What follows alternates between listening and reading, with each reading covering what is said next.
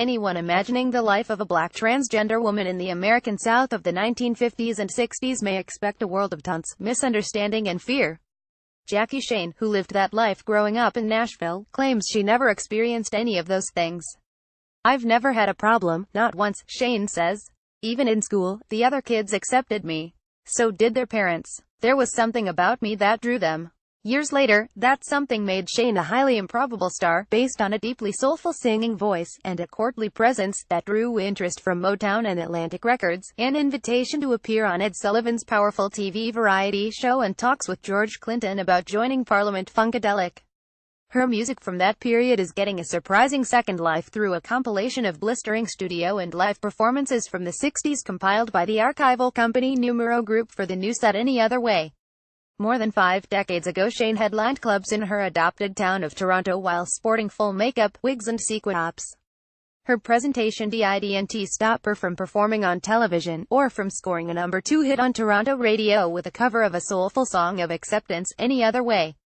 The singer, who is now 77, speaks with a preacher's belief, filling her conversation with advice and entreaties to ignore the lies of ignorant people and to live and let live. Shane always knew she was a woman, though others didn't always identify her as such. "At 5 years old, I would dress in a dress, hat, purse and high heels and go up and down the block, and enjoy it." Shane credits some of her confidence to her grandparents and mother. "They were beacons to our lives," she says. "They understood me. That wasn't always easy to do. Some adults were afraid of me because I was intelligent," Shane says. "I thought for myself." She proved it in her early musical experiences. Shane first sang in church, where she was placed in the adult choir. Shane began singing secular music at age 13 after hearing a neighborhood boy play blues piano. Entranced, she hung around for hours, eventually banging out drum parts on a chair. The piano player told her she was a natural drummer and asked her to get a set to play.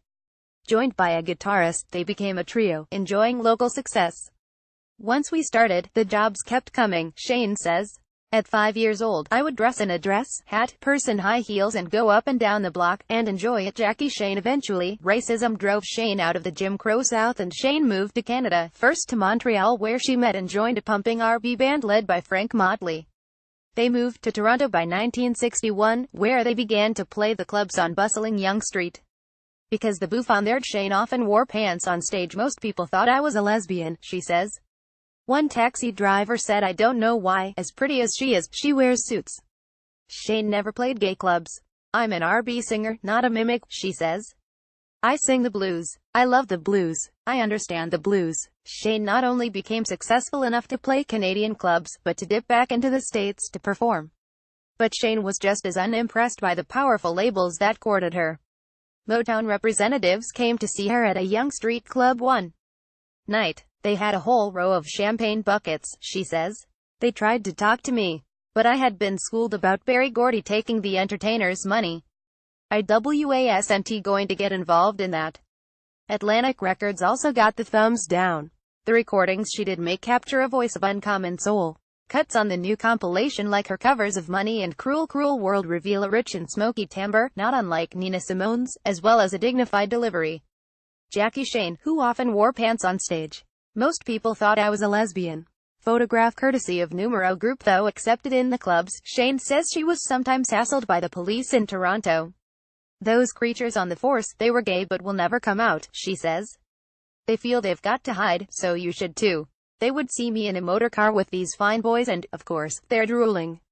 They would stop us and try to get these boys to say that I was soliciting. The boys would say, 'You're wrong. We're with Jackie because we want to be.'" Shane faced other challenges from her bandmates, who often wanted to have sex with her. "I've never had a group that didn't have one member who wouldn't leave me alone," she says. "I don't want you. I will never be with another entertainer or musician ever." A member of one group pulled a knife on her and threatened to cut her face. "I told him to make it smooth," Shane says. "I walked away from that group." For a while, the singer based herself in Los Angeles, where George Clinton's band talked about hiring her to be a part of Parliament. "They had a guy with a diaper on.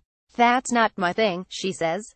Shane toured with Etta James for a while, but by the early 70s, the singer found herself increasingly tired of the touring life, so, eventually, she moved back to Nashville to care for her elderly mother.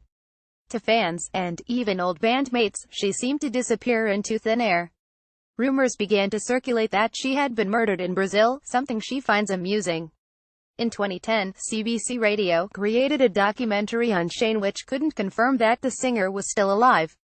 Over the last decade, small compilations of Shane's work came out in Canada, but the new set is the first to gain the singer's approval since 1969. Numero Group R&amp Douglas McGowan tracked Shane down through a UK blogger who claimed to be in touch with the singer. McGowan spent 2 years talking to the hyper-reclusive Shane, trying to convince her to finally receive a proper retrospective complete with liner notes that tell her full story. Only with this release is Shane publicly acknowledging her identity as a transgender woman. In earlier press accounts, her sexuality remained ambiguous. Jackie's story rewrites history for people, McGowan says. It tells young people that some people have been fighting for rights before there were even names for their causes. Shane is considering performing again, but has no specific plans right now. In the meantime, she takes pride in her retroactive legacy as a gender pioneer. People have come up to me and said, "Jackie, thank you. You made it possible for me to have a life. That's why I was there," she says. "My whole approach is to get you to go up against wrong. I don't bow down. I do not get down on my knees. The lowest I go is the top of my head." This is Jackie.